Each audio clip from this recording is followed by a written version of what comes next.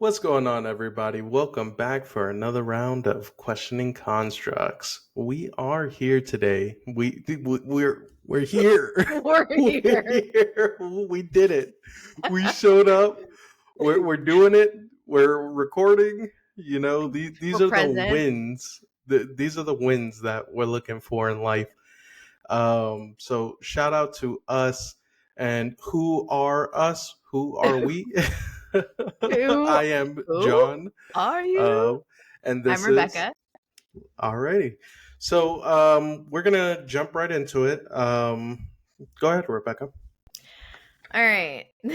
This will be a fun topic for the day, but I want to ask you when you're feeling overwhelmed, could be mentally, just body physically overwhelmed or emotionally, what do you do to Aha. bring yourself back to an equilibrium? Like, for example, when I get, and I'm curious, not just to talk about what you do, but like, what are the sensations that you feel? Because for me, when I get mentally overwhelmed, it's like my brain is really tense and tight.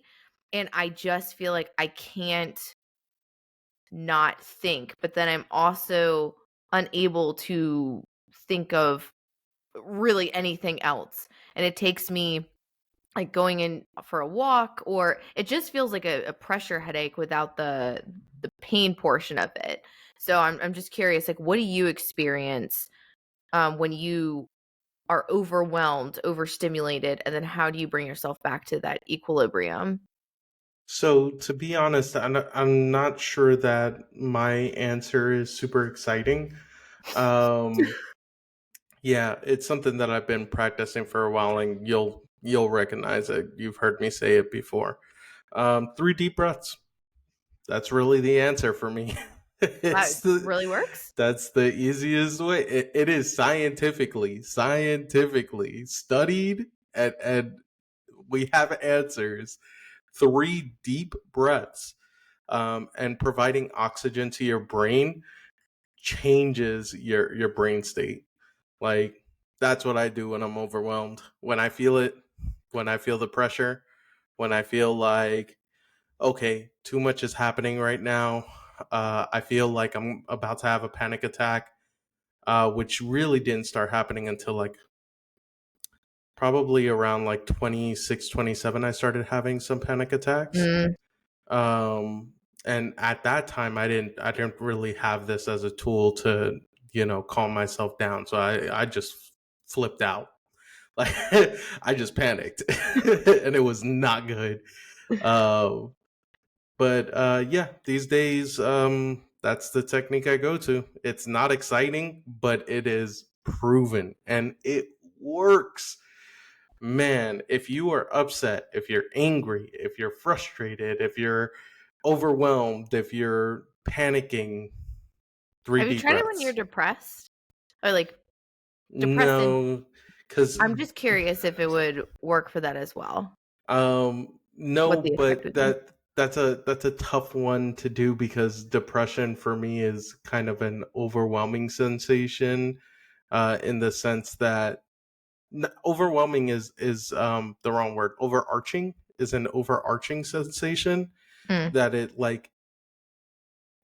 um like taking three deep breaths while I'm depressed just means that I'm not overwhelmed and depressed.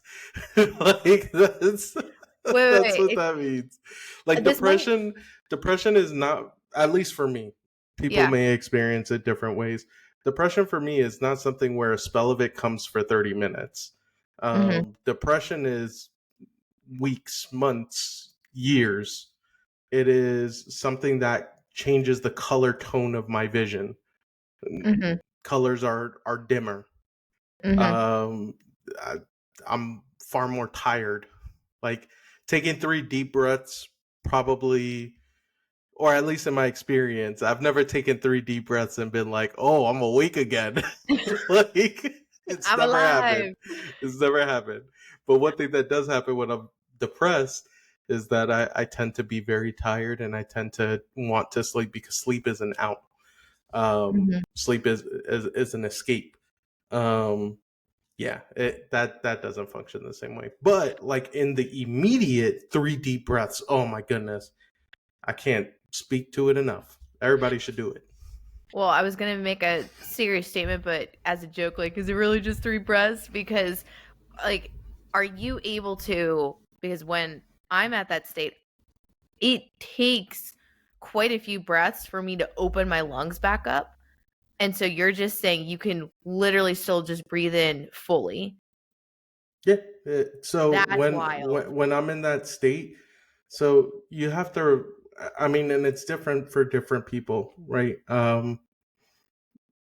Something that you can, and it depends on what it is. Like a panic attack is definitely different from being overwhelmed, right? Like if you're in a panic attack, you want to know what a real easy solution is? Eat a warhead. That's a really easy solution for a Mm. panic attack. It takes every sense in your mind, and it forces every sense into that moment where you're puckering and you're thinking about how sour it is. And that's actually the solution to panic attacks, is focusing in on individual things, which is why you have other techniques like name one thing that you can see, two things that you can touch, Mhm. three things that you Mhm. can hear, etc., right? Warheads do the same thing, only it brings your focus really hardcore into the taste. That one's also been scientifically proven. I was about to say there's during COVID they started offering up all these free resources, and so I don't remember which app I was on, but someone was talking about the rain technique.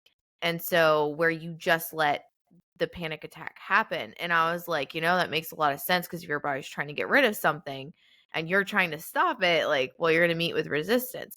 But the thing that made the most difference for me, because it was a little bit before COVID. It wasn't COVID related. I just had other things going on in my life. And I too, around like 26, 27, probably even 25, started developing like really bad anxiety. And so I did start having panic attacks.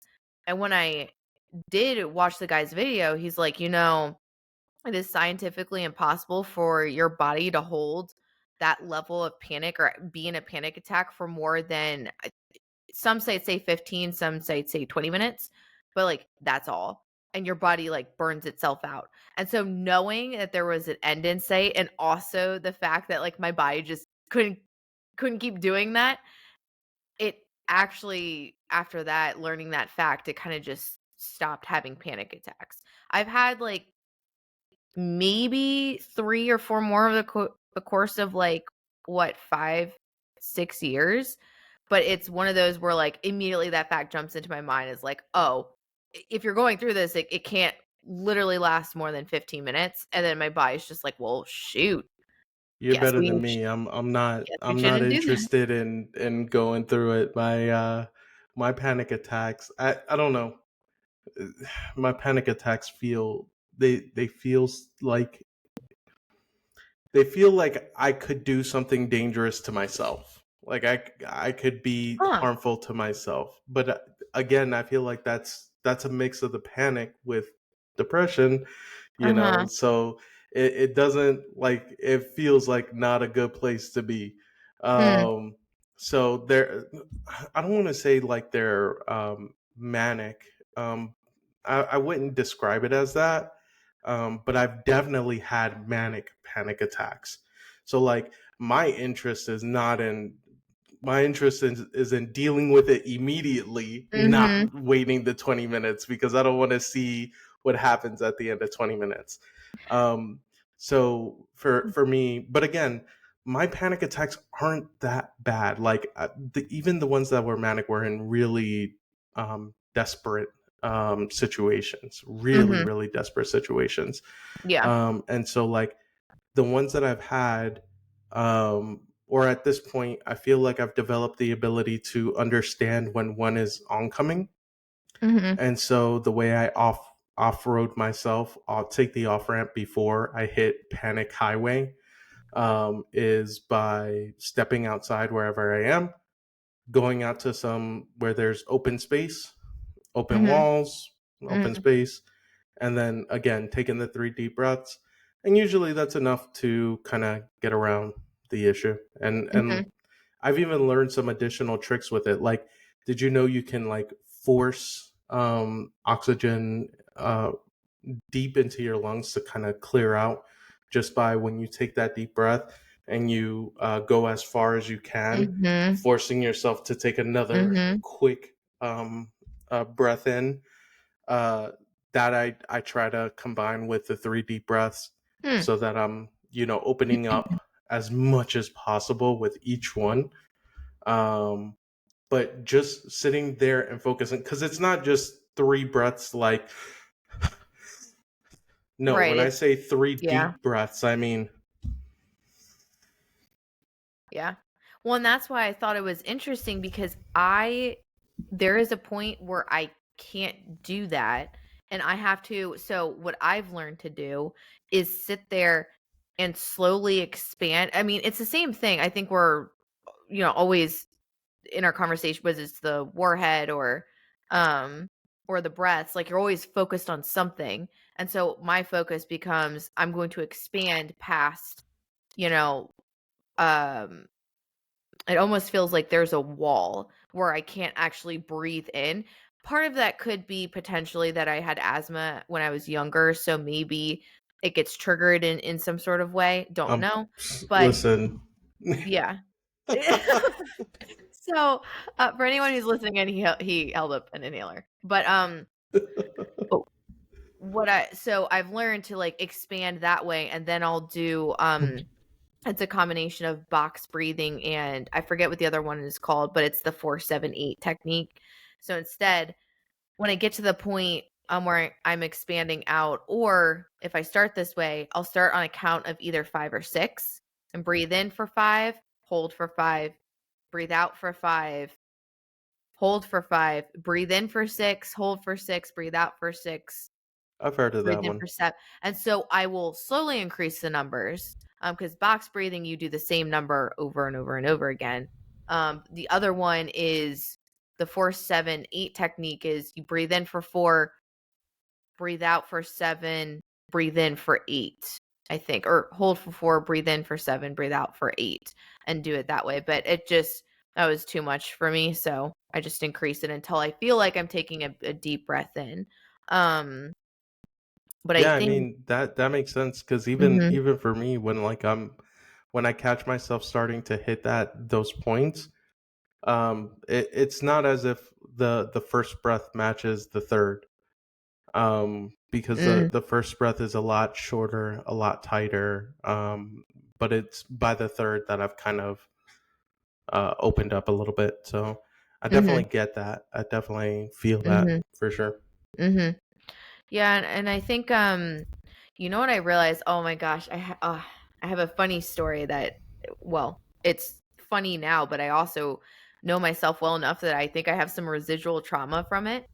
So I was staying at this Airbnb once, and I might have told you this story, but I was staying at this Airbnb, and they had automatic door locks, and the type where, you can control it with your phone and whatnot. But essentially, I had locked the door, and so I was going to take a shower, and my brain was like, "Shouldn't you grab your phone?" I was like, "No, I'm just going to take a shower. I don't need my phone."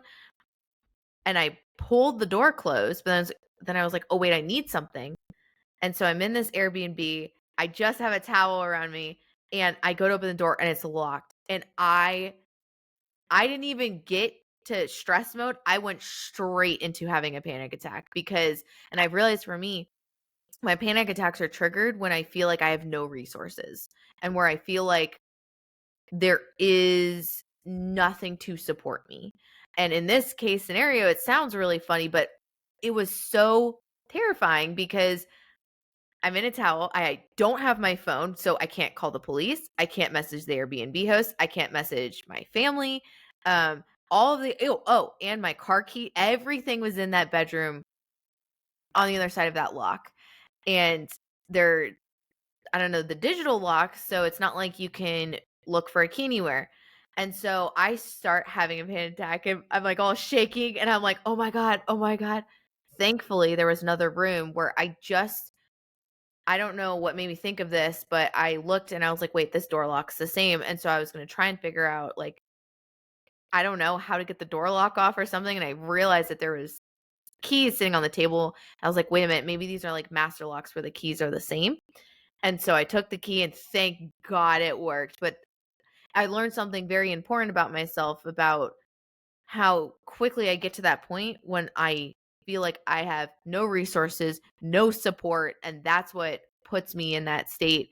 So I've just been more conscientious of it going forward, and I will routinely tell myself like, "Hey, you have options. Every situation is figure outable, and you're gonna find a way through it." It just so happened that that situation, like, I was at the point where I was like, do I go outside and get a neighbor? But that's weird because 'cause I'm in a towel. "Hey, this is not my house, but I'm taking a shower at it, and oh, by the way, I've locked myself out of the room." Then I realized that the door also had a lock on it that I just would never remember the code to. So it just was one of those really funny to think about, but now when I'm somewhere, I literally go, "Oh my god, do I have my phone? Do I have my keys? Do I have everything?" Oh. Yeah, definitely.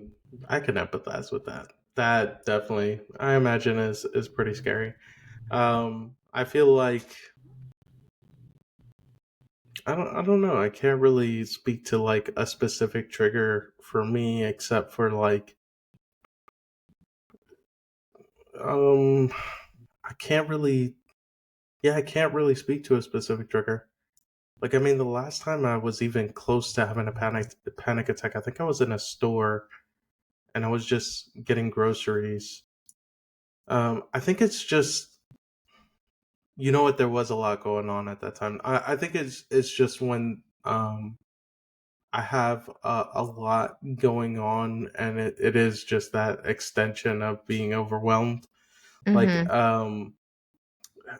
but like to the nth degree, because I'm Mm. not a panicky person. Like, if an emergency happens, I'm usually the guy who stays quiet and figures out what needs to be done Yeah. next, Yeah. and then I take control, like Mhm. very, very outright. Like, I'm absolutely the Mhm. guy who sits back for a second, I analyze, and then take Mhm. control. Mhm. Um, Yeah. So You know, it's when I panic, it's just when things are super, super outside of my control that I have nothing I can potentially do anything with, and I'm just sitting mm. here like, oh, I'm really effed. Like, I'm really effed.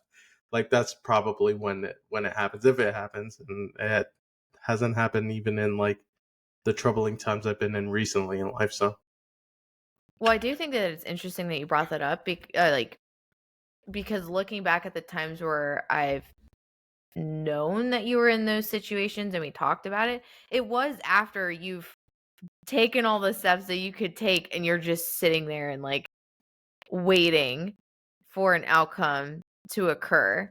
So I do think that's an interesting observation. Um, and I thought it was interesting too that you say you're not really a person that panics and, in a crisis situation, you're usually the one that figures it out because I'm the same way.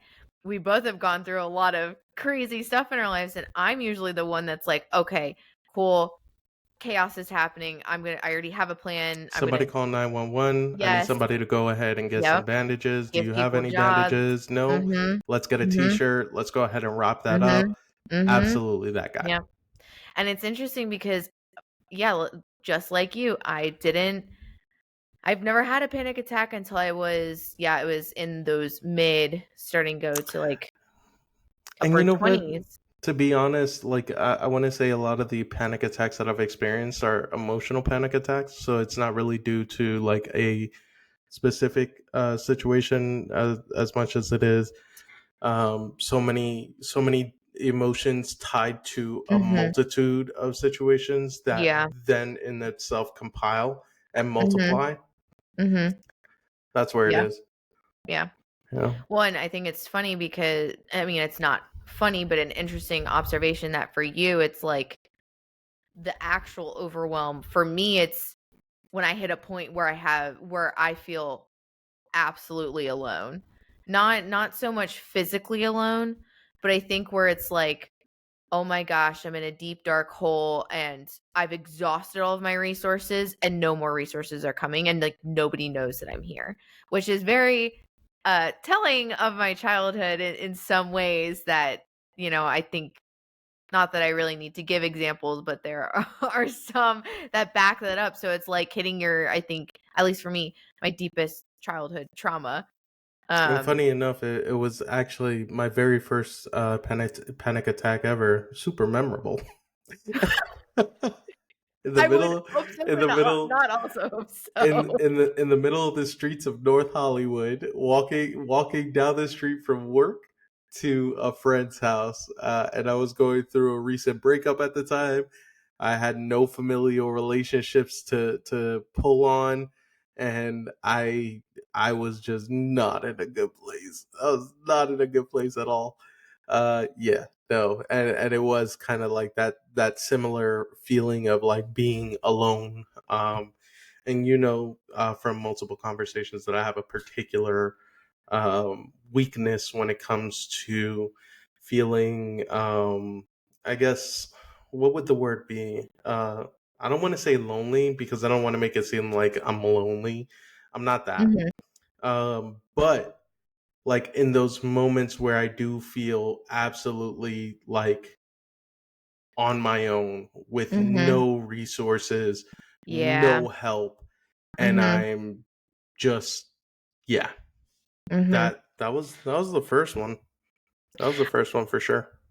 You know, it in a way, it's I've never really heard a lot of people talk about panic attacks. They'll talk about that they have them, or they might talk about some of their experiences. But it is, at least for me, kind of comforting to hear you resonate a similar experience with that. Like, no matter what you go through, you're never truly alone. Like someone else has experienced that. I've used that thought process too a lot of times when way back when, depression was so much worse, or it's in some of those panic attacks.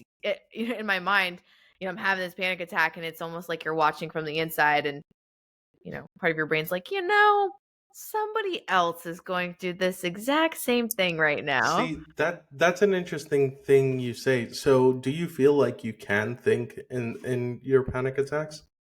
Yes. Okay. Yeah, for me, I cannot.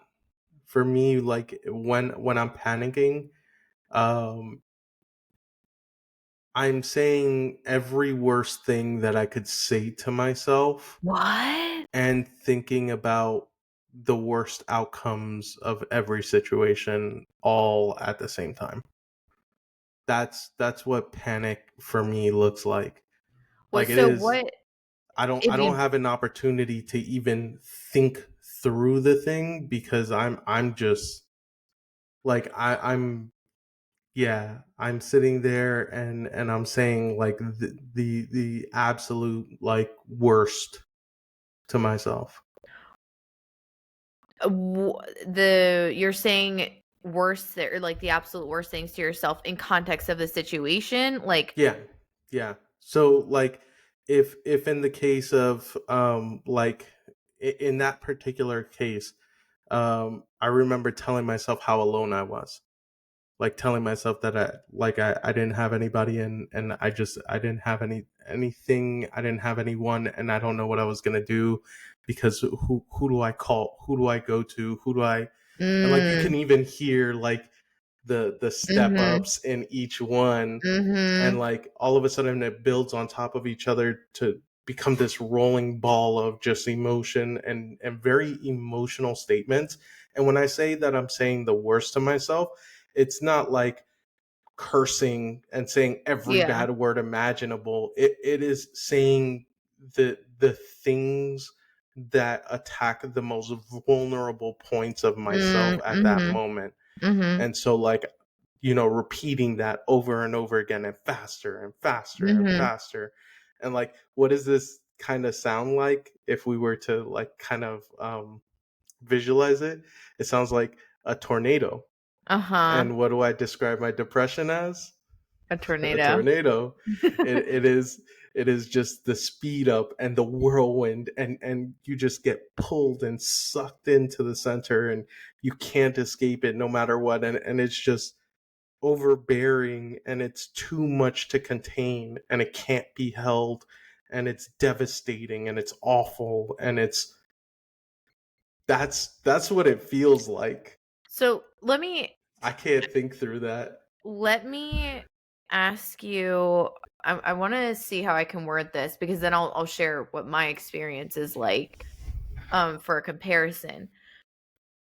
So that's what's going on in your mind. How is your body feeling? Like, are you Oh, really? very, very tight, very, very, very tight. But Like, are you like mentally kind of it's still attached to your body? Do you feel like your brain's separate and is like thinking all these things and you're just lost in the sauce, or like what's going on um, between those? it's hard to say, because it's hard to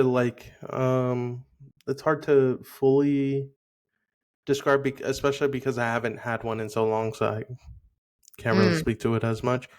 But I know it gets to a point where, like, physically I'm overwhelmed and I have to stop moving. Like, I get so Oh. tight and so slowed down that I have to stop. Like, I remember being like legitimately like crossing the street, and the panic attack hit, and I got to the other side of the street, and I couldn't go any further. And I Whoa. literally just sat down and I freaked the fuck out. Yeah. Uh-huh. Yeah. So my worst one, I wasn't outside. I was inside. I actually went into my closet. And this was back when I had Pookie, my dog, and I had just gone through a pretty heart-crushing breakup, but also I was also still grieving the loss of someone really important in my life, and at that moment I hadn't separated. I think it was that panic attack that brought clarity to the fact that, like, when something happened in life, I was still grieving two things, and my brain just could, like, at that point hadn't It linked separated it, out the grief yet. So, like, the grief of this person's passing was just enveloped into any sad moment or hard moment or whatever. So, I remember I don't even really remember what tipped me over the edge from being, like, very emotional to having a panic attack, but the way that it feels for me, it's always, like, same thing, like, emotionally based, but there's a point in my thoughts where it switches from, like, crying it out to I'm just in this hole and, like, no one knows that I'm here, and I'm, like, same thing, like, it's not like being alone, and it's not necessarily being abandoned, it's just being there and, like, not there to anybody, like this invisible space type of thing.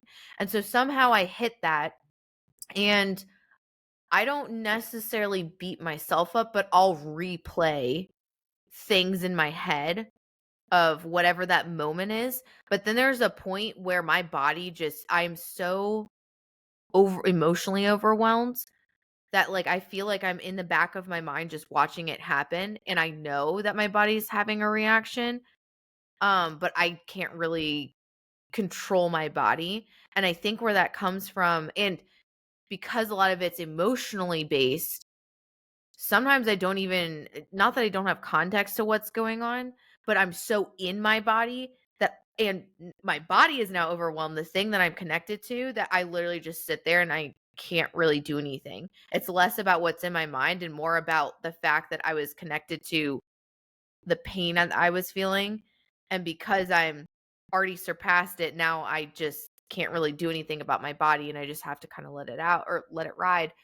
But I think the reason why my panic attacks are like that, and I can think, is because the same thing happens in chaotic situations and growing up where no matter what your emotional reaction was, you still had to make it through the situation and you were still there were still certain expectations.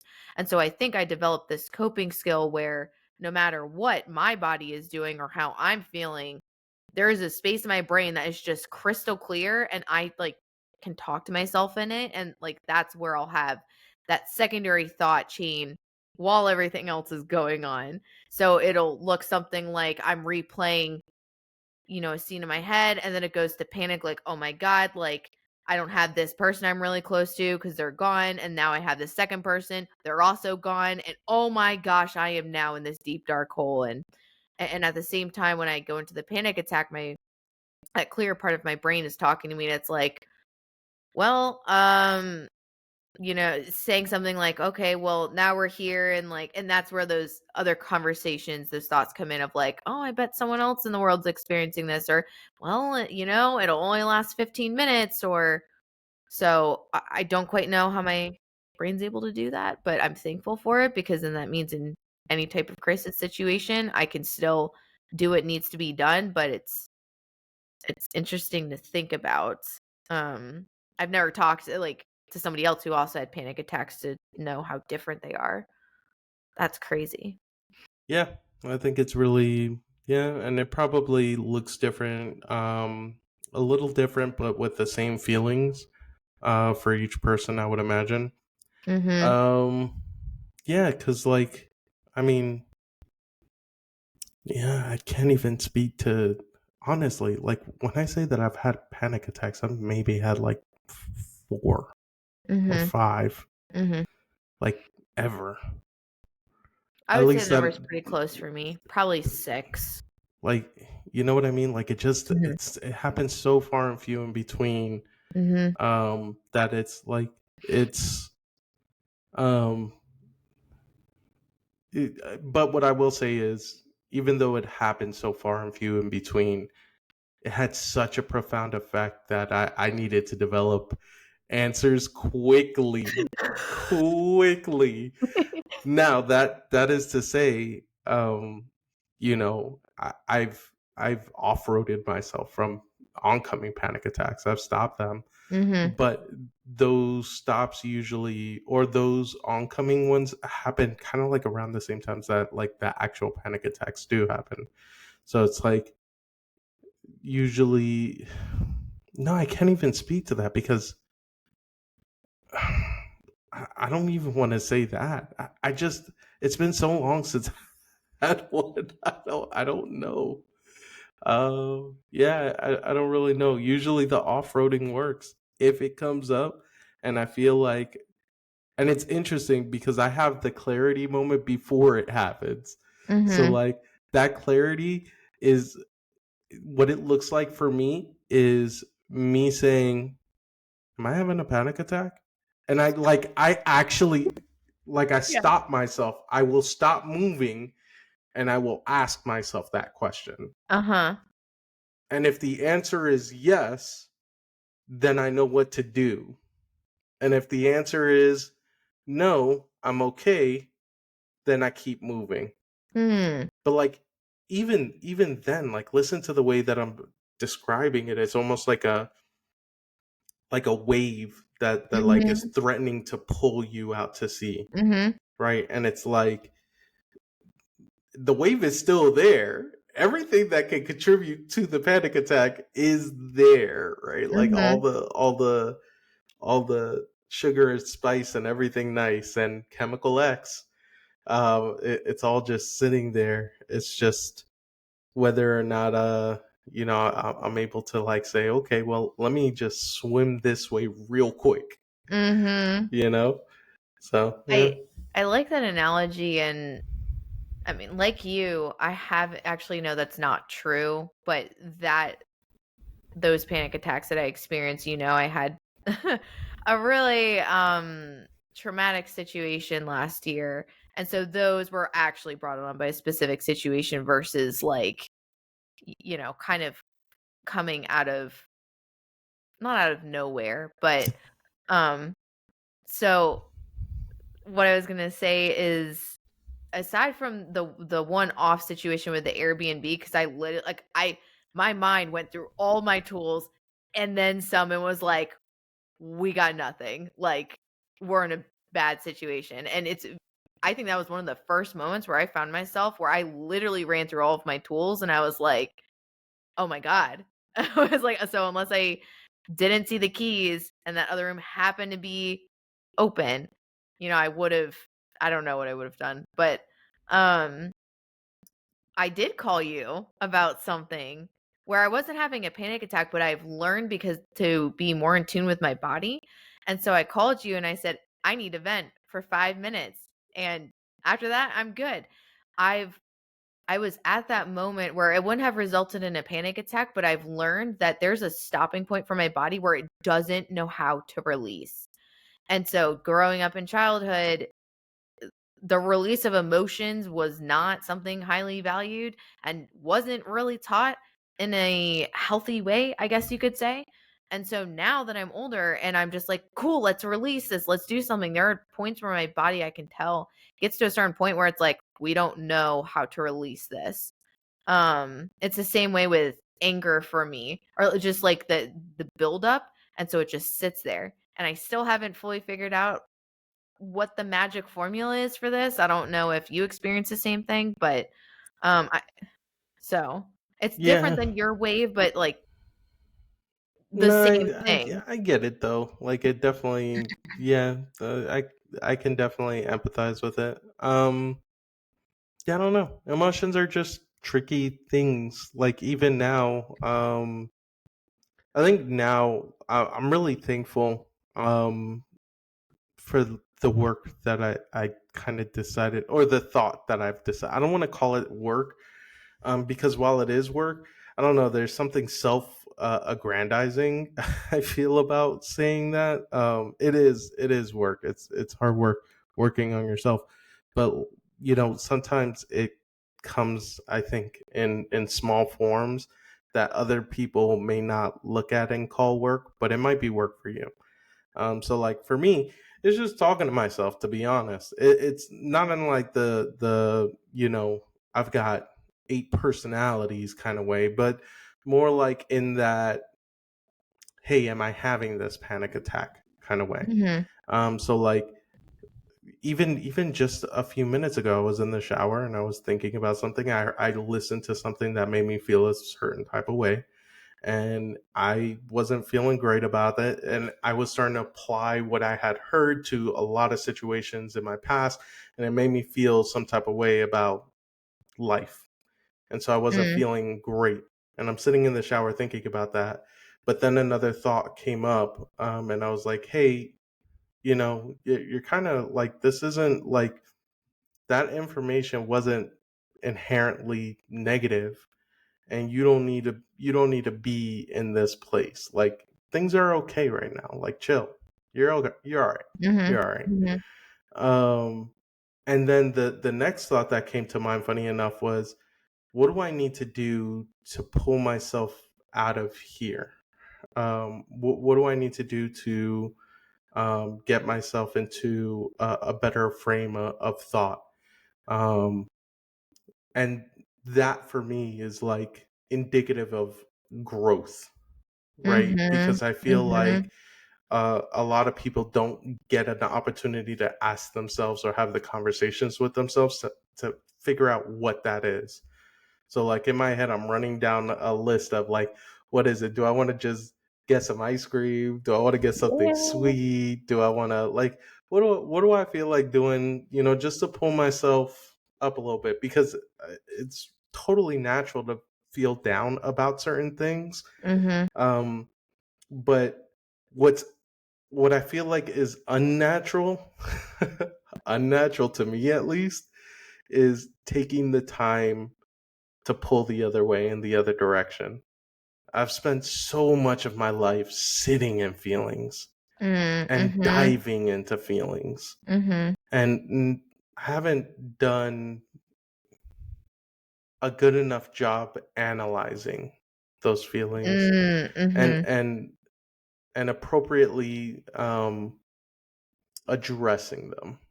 Like, Mhm. like almost like dressing the wound, like in a way. Like if you don't actually take time to like heal a cut, then it's just gonna get infected. It's gonna Yeah. get worse. Like, Yeah. you have to take time and it's effort to do these things. And so, the real question is like, well, what does that look like to me? What is the Mhm. bandaging the wounds of my mental place? Mhm.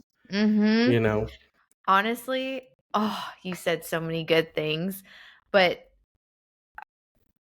the first thing is I don't know if I said it on here, but remember what I was telling you where I said, I've worked a lot, same thing as you, a lot on the emotional components, physical component, environmental components. And the one thing that I have not put as much effort into, or like truly changing though, not just like, okay, I'm going to think good thoughts today, is my mind. And ever since I've made my mind a priority, that's where the real work is. And I want to really emphasize what you said about talking to yourself, especially when you feel bad, saying like, hey, it's okay actually to feel bad, and like, but we're growing. I actually had that conversation with myself this morning where it wasn't, I didn't intake something, but I've been in this similar thought loop that I've been in. And I got to a moment where I was just feeling really bad about myself, or just, it makes you feel bad. And then you start thinking about yourself, and then you feel bad about your efforts. And then I had a moment where I just got like disappointed, or like just a little depressed of like, man, like I've just been putting so much effort in and I'm back to this place again. And then I had a thought that I want to remind everybody of. Growth sometimes, um you can trick yourself into thinking that you haven't grown. If you're back at the same place, or if you're not feeling good about yourself and you feel like you've backpedaled, it might be that you've continuously stepped forward, and then you are presented with a very similar situation, and you aren't in the same place because you've done work on yourself. And so it's taking the new foundation and now retackling maybe an old belief system that's come up again, because maybe you tackled one piece but you didn't tackle the whole thing.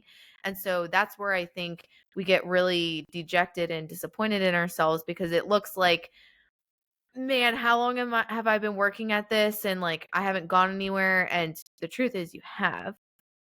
So I just want to also like reiterate what you were saying of like, hey, it's okay to feel sad or bad, but then give yourself that space, because your emotions should be honored. But then go back to, okay, how are we going to analyze this differently this time?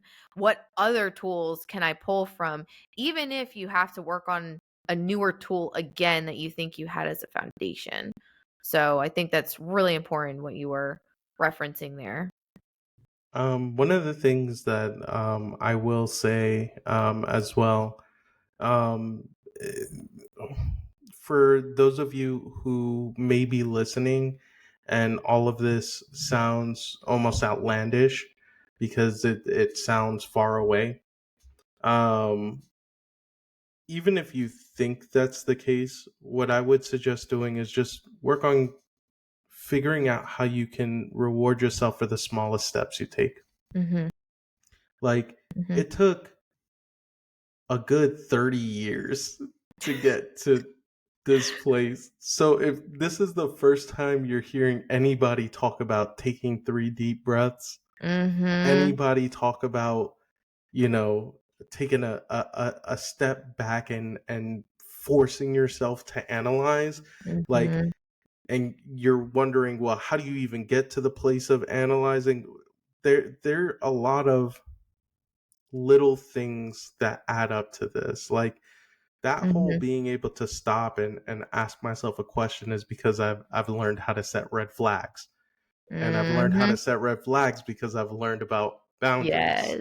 Yes. And I've learned about boundaries because of X, Y, Z. Like, these are Yeah. all things that kind of compile on top of each other to add to this, or to get me to this place where I'm able to do that thing of being in the middle of the supermarket, feeling super overwhelmed, and taking a step back to say, hey, Is this the moment? And if it is, let's do Mhm. A instead of Mhm. B. Mhm. Um, I all of also Go Oh, ahead. sorry. No, you go. Um, all of that is, starting with the baby steps, taking Mhm. those baby steps, and then acknowledging, oh my God, acknowledging Mhm. those steps. Mhm. Taking a second to say, you did it. You did a good job because you are rewiring your brain. You have to give something good when you make a change. That Pavlov's dog, right? You Mhm. have to ring the bell every time you make that change in order for your brain to make the connection. Oh, this is just the standard operating procedure. Mhm. Yeah, and the two things I would add to that is what John said about 30, I think also rings true for a related reason is there's something that happens between your 20s and your 30s where I feel like your 30s, your identity and self-concept, you're less willing to give that up and define it and let other things, people, environments, the external world define who you are. You have more of an awareness of who you are. And so I think that's a huge difference between 20s and 30s, and not saying that someone in their 20s can't be where someone in their 30s is, or even like vice versa. It's more of just how your body and your brain is also kind of different. And I've even heard similar things from people who are in their 50s, their 60s, like talking about the difference between, when 40s felt like this and 50s then felt like this. But when I got 60, this I was no longer accept. So like I think there are certain things that in life when you get to the different every like 10 years, you're going to have a different perspective shift anyways, and your body recycles everything, all the cells every like 7 years. The other thing I want to say that actually came to my mind earlier today that also relates to what you were saying about rewarding yourself for having different thoughts, for doing different actions even if it's not consistent yet, is I had a thought today where, I'm stuck in this old pattern, and I told myself, you know what, maybe I have grown, and this is just I am looking at it from a different perspective. So it feels like I haven't grown and I'm stuck with the same thing, but really it's not the same. I have a new perspective now in which I'm going through it. So I asked myself the question, I was like, is this what I want? The way that I was doing things, like, who established that? Was it something I even wanted to begin with? Is it something I really want? And so yesterday I kept asking myself the question, like, what do I want to do?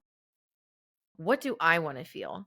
Is this what I want to feel? Or is this like conditioned in, or am I so used to this way of thinking that if I had to choose, I wouldn't choose to think this? So also just if you do one thing for yourself, think about like, what do you want? What do you truly want inside? How do you truly want to feel? And then let that kind of dictate. And I'm not talking about like, how does this situation make you feel, or how does this person make you feel? I'm talking about you're in the driver's seat. It's only up to you. What do you want? Yeah, kind of interesting when you put it that way. Especially because I feel like um one of the things that I do want to say is, as I speak about my journey and how it's taken me 30 years of little things to get me here. I do want to, put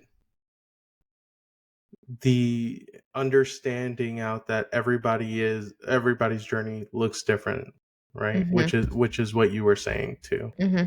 Everybody's journey looks different, and it's not necessarily about hitting a specific goal of like, oh, I'm going to become the enlightened one. It's just about giving yourself an opportunity to navigate differently, because you are like she said in the driver's chair. You are the decision maker. You get to choose, how you react next. And so, really, it, in my opinion, it's not necessarily, you wouldn't work on this with the express goal of, well, I want to make sure that all my panic attacks are handled and I never have one again. Right. You can look up techniques to avoid or deal with panic attacks, and those will help you in your endeavor. Mhm. And you should do that if that's your expressed goal and intent. No, no shame there. Do that, right? Do what's going to serve you here. But also, don't be afraid of the idea of time. Don't be afraid of the idea of distance. Just do what you got to do to help you through what's coming up in your life here, and it adds up on itself. Mhm. You taking the Yeah. time to think about it, that's that's doing the work. That's doing the heavy lifting. What Mhm. happens after years and years and years is it compounds upon itself to give wisdom, Mhm. right? But you just thinking about, man, I just really need a way to get out of panic attacks now. Yeah. Just the fact that you're even thinking about it speaks to what you're doing. So shout out to you, Mhm. Yep. shout out to you. I also want to give one more interesting perspective that I've just recently thought of. Curious to your thoughts on this, but so John, you had mentioned comparing yourself to others, and it's true you should never compare yourself to others. I mean, it's inevitable. We're probably going to do it, but remind yourself not to because you're never going to be that person. And so I have a new theory and something that I've been telling myself. So a lot of times we compare ourselves to others because we think that they have what we don't. Whether it's something we admire about them, something that that we're envious of, something that we think that we lack. But I want to give you a different perspective. This is kind of similar to if you've heard about, oh, if you want to buy a new car and you're like, ooh, I want a red car, you'll start seeing red cars, maybe even the specific model everywhere you go. Your brain will focus on what you tell it to. So I also want you to think about the concept if you're never going to be anyone but yourself and you're never going to be the external person, and if you think that this external person has what you don't and what you currently lack, it's probably more true that your brain is trying to show to you what you're denying in yourself through other people because you're denying it. Like it can't point it to you. So, for example, if I think that um, if I think that I'm not kind enough, right? Or I feel like, if I feel like I'm not empathetic enough, that's probably a better one. If I feel like I'm not empathetic enough and I don't like that about myself, but yet I feel like I'm never going to be a super empathetic, like really caring person, and I come across the friend or, someone who's just so overly giving and empathetic, you know, I at a certain point I'm going to feel bad about myself, right? Because I think that this person has a quality that I don't possess. Really, what I think is more true is your brain is always going to revert back to you and try and say, no, you're an empathetic person. But if you vehemently disbelieve it or deny it, where else is it going to search for evidence outside of you and someone else and say, see, look, here it is. So I've been doing this new thing where if I have those type of thoughts about somebody else, I go, ooh, this must mean that I have it too. And you will also find when you turn your attention back to yourself, which is where it should be anyways, you'll find that you're going to run into your insecurities and you're going to run into maybe some blank spaces or dark holes where it's like, wow, my brain can't come up with whatever it's trying to search for. That's when you have hit the place where you need to do work, because it's there. It's just change in thinking, right? And how many times have we run across where we're like, oh, I'm not good at math, or I'm just not good at puzzles or whatever, and someone's like, what are you talking about? Like, you're amazing at that. How many times have you heard that in your life? I think so I agree. I think I agree with it. I think the like that example that you gave at the end, I think probably speaks to the truth of what you're getting at. Um, and I think it's so like here's the thing, right? If you have somebody who takes interest in say archery, all right, um, they go, they sit with instructors, they learn um, how to be an archer, right? And how to shoot appropriately. And you go to that person and say, "Oh my goodness, you shoot so well. You're amazing at this." What that person hears is that it looks good to you. What they understand is the distance between where they are and where like the professional lies that they look at, Mhm. right? If you're good at like art, right? You you work based on references, right? And so you see the distance between where you are and where everybody else is, right? You're doing that comparison that you were talking about.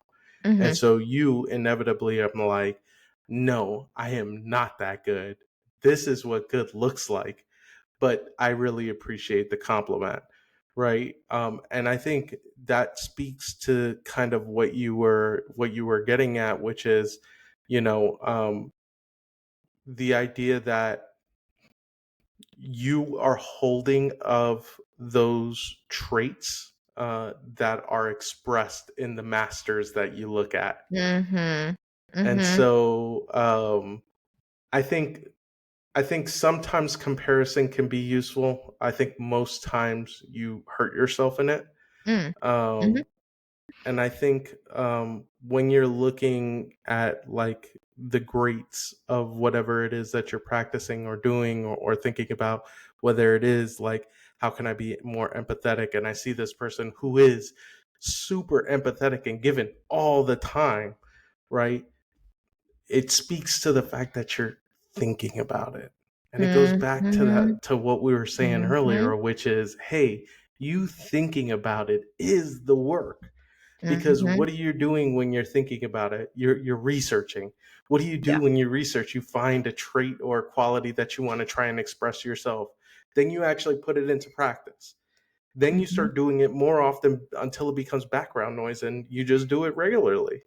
Like that's it all Mhm. begins with the thinking about the thing, being Mhm. aware of it, and actively seeking out information and questioning your constructs. Yeah.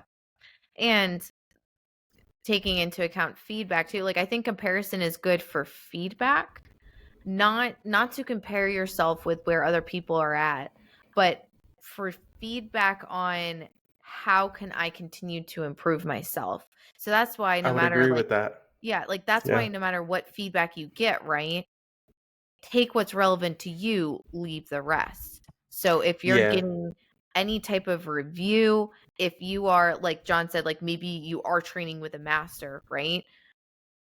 You're never going to be that other person and they're never going to be you. But that also means if you're comparing yourself to them, you're always going to be either better or worse in something outside yourself. But that says nothing about where your ultimate limit is for yourself. So take the feedback that's relevant in continuing to grow your skill set. But don't take it blindly and you're making this again, what do you want? You're in the driver's seat. Yeah. So, All right. Well, I have to wrap up here, but it has been fun talking. This has definitely been an interesting conversation. mhm. Um, Questioning those as constructs. as far as a question that I have for you all, um, what's your what's your trick? how do you deal Mm. with panic, and how do you deal? I took the easy way out, actually. Uh, Yeah. how do you deal with panic, and how do you deal with just overwhelming situations where you feel stuck? I know for me it's the three deep breaths. I'll give one other one that I do. You'll every once in a while you'll see me go and actually practice form. I'll do that because archery is something that I really enjoy. So I'll do that and stretch certain muscles for that. But yeah. Mine is going to be, what sense is the most affected, and or how is it affected when you get overwhelmed? I think that might be an interesting one, considering that your experience and my experience are a little different. But Yeah. that's all for tonight, guys. Question your constructs heavily for yourself. Absolutely. And remember, always make sure to dive head first, face down. Face down. All right. Bye. See you guys.